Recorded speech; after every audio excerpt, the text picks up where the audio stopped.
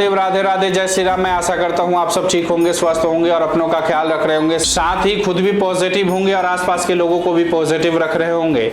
आपके लिए मैं आचार्य राजकुमार आपके लिए विशेष लेकर हाजिर हुआ हूँ। आज हम बात करेंगे इस वीडियो के माध्यम से कर्नाटक के रंगनाथ स्वामी मंदिर की पूरी जानकारी और रहस्य और महत्व इस वीडियो के माध्यम से बताने जा रहे हैं।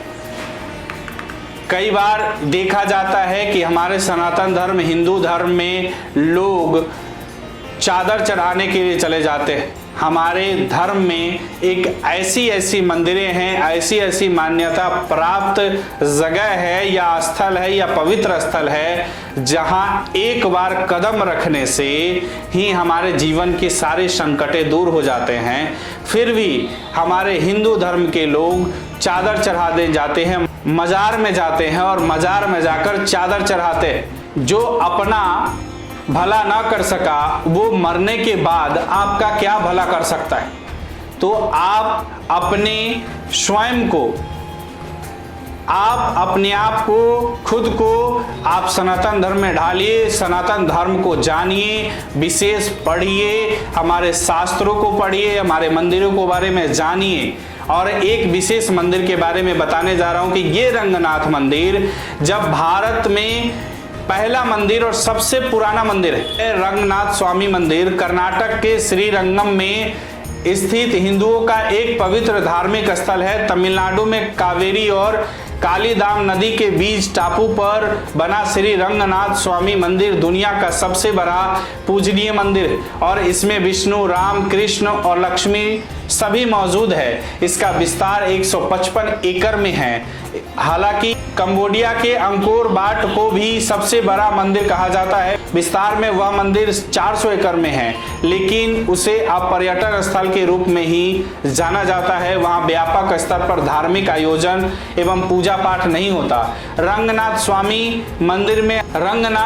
मंदिर में हाल ही में दीपावली पूर्व का विशेष ओंजल उत्सव मनाया गया है। मान्यता है कि विष्णु यहाँ राम के रूप में विराजित है। उन्हें पेरुमल और अजागिया मनावलन भी कहा जाता है, जिसका अर्थ है हमारे भगवान और सुंदर वर।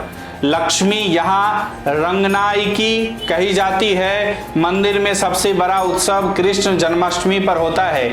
संभवतः इतने देवताओं के इस मेले के कारण ही दक्षिण भारत में इस मंदिर का गोपुरम सबसे ऊंचा है, जो 237 फुट का है। मंदिर के पुजारी पार्थ सारथी बताते हैं कि मुख्य मंदिर को रंगनाथ स्वामी मंदिर कहा जाता है, जो भगवान का शयन कक्ष है। इस मंदिर में विष्णु की प्रतिमा शयन मुद्रा में है। साथ ही विष्णु की खड़ी प्रतिमा कृष्ण, लक्ष्मी, सरस्वती, श्री राम, नरसिम्हा के विविध रूप और वैष्णव संतों की प्रतिमाएं भी है। मंदिर का निर्माण 9वीं शताब्दी में गंग राजवंश के दौर में हुआ था। 16वीं और 17वीं सदी में भी कई निर्माण कार्य किए गए हैं। रंगनाथ स्वामी मंदिर में दिवाली के पहले बड़ा उत्सव मनाया जाता है। कार्तिक मास के कृष्ण पक्ष में दूज से एकादशी तक 9 दिन का पर्व चलता है।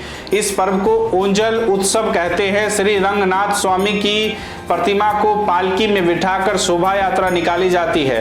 वैदिक मंत्रों और तमिल गीतों से दुर्घटनाओं और दोषों को दूर करने की प्रार्थना की जाती है। साल में एक बार रंगनाथ श्रीरंगम के राजा बनते हैं। दिसंबर जनवरी माह में 21 दिन का उत्सव होता है। इस दौरान रंगनाथ एक दिन के लिए राजा बनाए जाते हैं। उस दिन उन्हें रंगराजन पुकारा जाता है। मंदिर परिसर में अलग अलग देवी देवताओं के 80 पूजा स्थल है। दीवारों पर सिर्फ तमिल ही नहीं, संस्कृत, तेलुगु, मराठी, ओडिया और कन्नड़ भाषा में 800 से अधिक शिलालेख अंकित है। इनकी लिपि तमिल और ग्रंथ है। ग्रंथ लिपि का इस्तेमाल तमिल और मलयालम भाषाविद 6ठी सदी से ही संस्कृत लिखने के लिए करते रहे हैं। यह मंदिर हिंदू देवता भगवान विष्णु को समर्पित है। यहाँ भगवान विष्णु की पूजा श्री रंगनाथन स्वामी के रूप में की जाती है। कावेरी नदी तट पर स्थित यह रंगनाथ स्वामी मंदिर को भूतलोक का वैकुंठ या भगवान विष्णु का धाम माना जाता है। यह मंदिर मैसूर से 16 किलोमीटर की दूरी कावेरी नदी द्वार बने एक द्वीप पर स्थित है।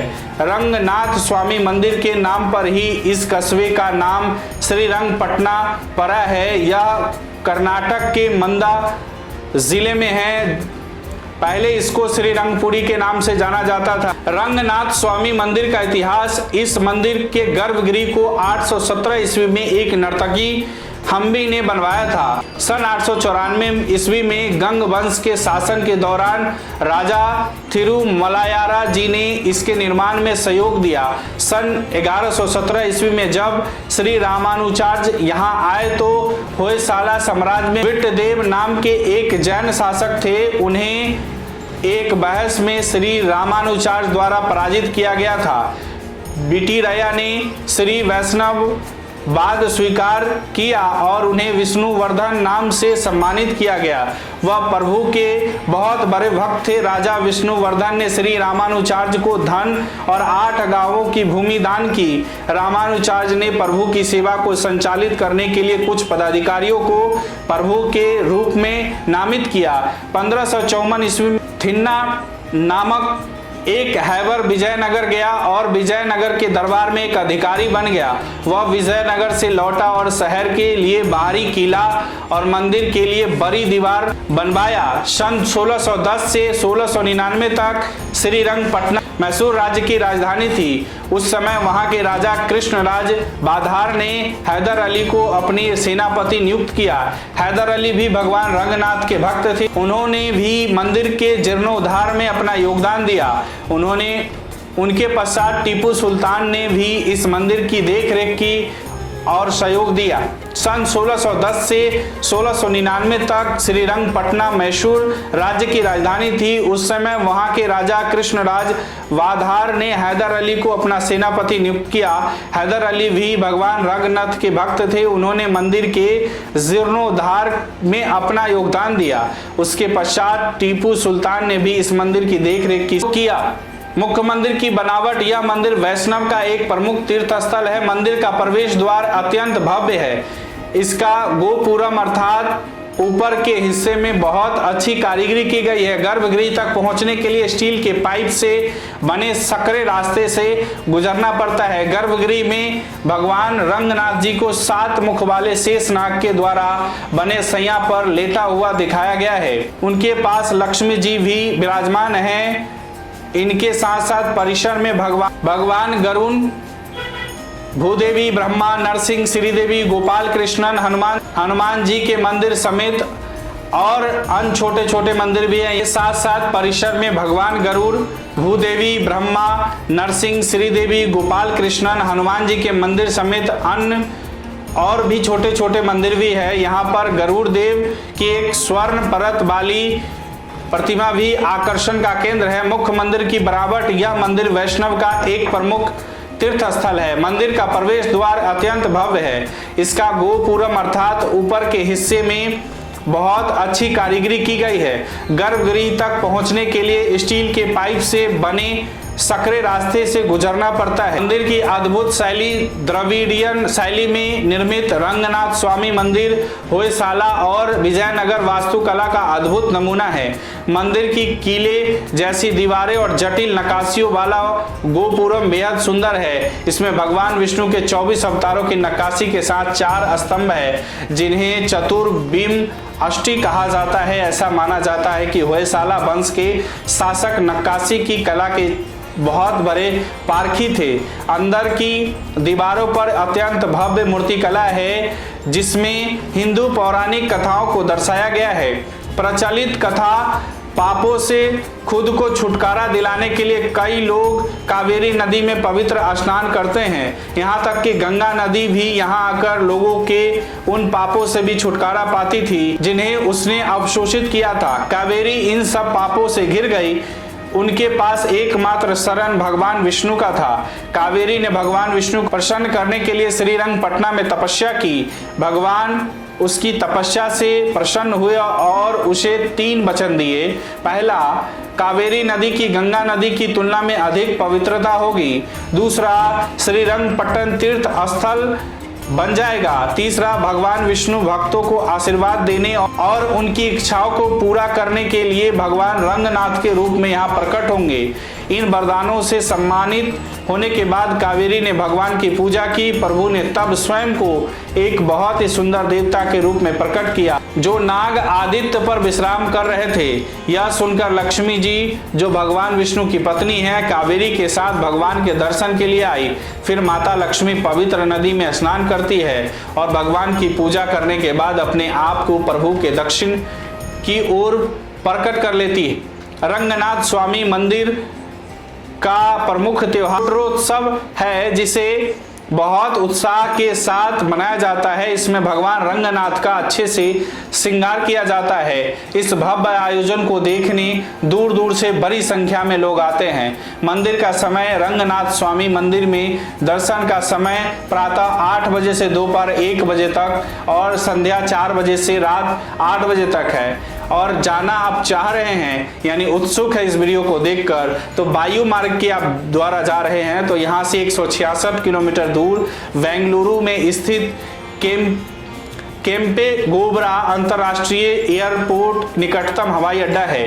रेल मार्ग द्वारा अगर जा रहे हैं आप तो शहर के केंद्र में स्थित श्रीरंगपटना रेलवे स्टेशन से राज्य के अन्य शहरों और देश के कई हिस्सों से ट्रेनें आती है। सड़क मार्ग द्वारा श्रीरंगपटना आपको सड़क मार्ग द्वारा जाना चाहिए। इस शहर की सड़क व्यवस्था काफी दुरुस्त है और श्रीरंगपटना के मुख्य शहरों से नियमित बसें भी चलती है। श्री राम यहाँ विभीषण के सामने विष्णु रूप में प्रकट हुए थे।